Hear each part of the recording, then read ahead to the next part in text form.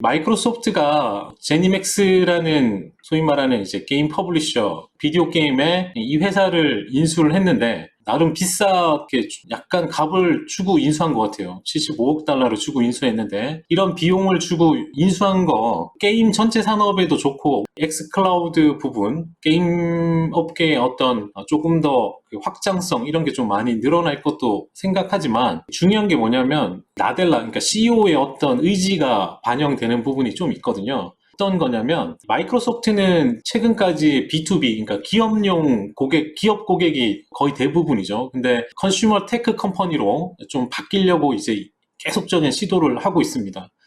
틱톡 인수도 그러한 노력의 일환이었는데 실패했고, 그 반대급부로 이제 게임 회사 인수가 어떤 플랜이 있었는지 모르겠지만 바로 나왔고, 이러한 부분이 특히 게임사를 이렇게 한 게 이 소비자 제품에서 더 많은 매출을 올려서 비즈니스 다각화를 이루고요. 특히 이제 젊은 세대, 마이크로소프트라는 기업이 약간 올드한 그런 느낌이 있는데 젊은 세대에 다가가려는 그런 노력을 계속 나델라가 추구하고 있다. 특히 가정 내 소비자 쪽을 성장하는 데 집중시키겠다는 이야기를 계속 하고 있습니다. 마이크로소프트는 좀 전에 말했던 기업 고객 중에 애저 클라우드 플랫폼이나 뭐 오피스 365, 비즈니스 어플리케이션 이쪽에 집중되어 있죠. 이게 이제 기업군이고 개인 쪽으로, 그러니까 소비자 쪽으로 접근하려고 했던 게 윈도우 폰 OS인데 이것도 폭망이고 마이크로소프트 밴드라는 거 이제 피트니스 워치도 단종됐고 그런 상황인데 계속적인 시도를 하고 있죠. 엑스박스랑 이제 서페이스가 개인 소비자와 이 접점이 있는데 아직까지는 엑스박스는 소니 플레이스테이션의 점유율에서 뒤지고 서페이스도 뭐 애플이나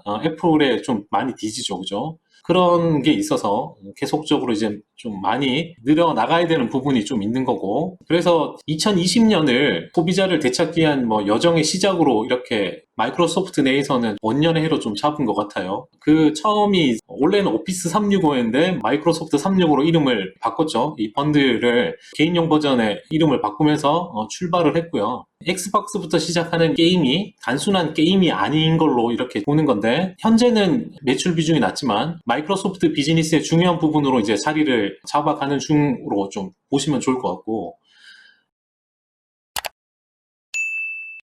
얼마나 중요하게 생각하냐면 엑스박스의 최고 책임자인 필 스펜서라는 사람이 있는데 나델라에게 직보를 한답니다. 그러니까 어떤 보고서를 보일 때 중간 그 위 과정을 안 거치고 나델라한테 직접 이렇게 보고를 할 정도로 게임에 대해서 상당히 좀 챙기는 그런 상황이고요. 그리고 이제 게임에서 보면 일단 마인크래프트가 인수됐고 나서 게임에 대해서 좀 더 중요하게 여기고 최근 엔터테인먼트보다 더 큰 영향력이 실제 비즈니스 쪽에서는 좀 더 있다 보니까 보고 있어요. 그리고 이 마인크래프트 인수 과정에서 있어서 좀 전에 말했던 이 젊은 층, 그리고 기존의 개인 소비자를 늘리기 위해서 여기도 애플처럼 학교에 이렇게 마이크로소프트 제품을 제공하는 거죠. 어릴 때부터 애플도 그렇고 마이크로소프트도 그렇고 자기 생태계에서 이렇게 습관이 되도록 이렇게 하기 위해서 교육용 버전도 이렇게 마인크래프트도 그렇고 출시를 했고요. 중요하게 또 보는 것이 이 엑스클라우드가 클라우드 비즈니스상의 도트라인이니까 이 점선이잖아요. 그러니까 간접적인 어떤 영향, 뭐 솔리드 라인은 아니긴 하지만 어쨌든 클라우드와 연관이 좀 많이 되는 부분이 있습니다. 게임 같은 경우 특히 이미지와 데이터 처리 속도 부분에 있어서 클라우드 기술의 어떤 한계를 확장시킬 수 있고, 그 다음에 스트리밍 보이스 오디오, 게임하면서 이런 거 많이 하잖아요. 이 실시간에서. 그 다음에 실시간 번역을 가능하게 하는 인공지능 기술, 뭐 이런 게 접목이 되면서 클라우드 쪽하고도 어떤 연관성, 이렇게 강하게 좀 보고 있는 것 같아요. 이렇게 성공할 수 있을지 좀 지켜보시면 좋을 것 같아요. 이런 인수가 단순히 게임사를 이렇게 한다기보다 영역을 확장하는 쪽에 좀 포커스를 맞추시고 CEO가 어디로 이제 방향을 나가고 더 성장하고자 하는 방향이 어딘지 그런 부분도 좀 알면 좋을 것 같습니다.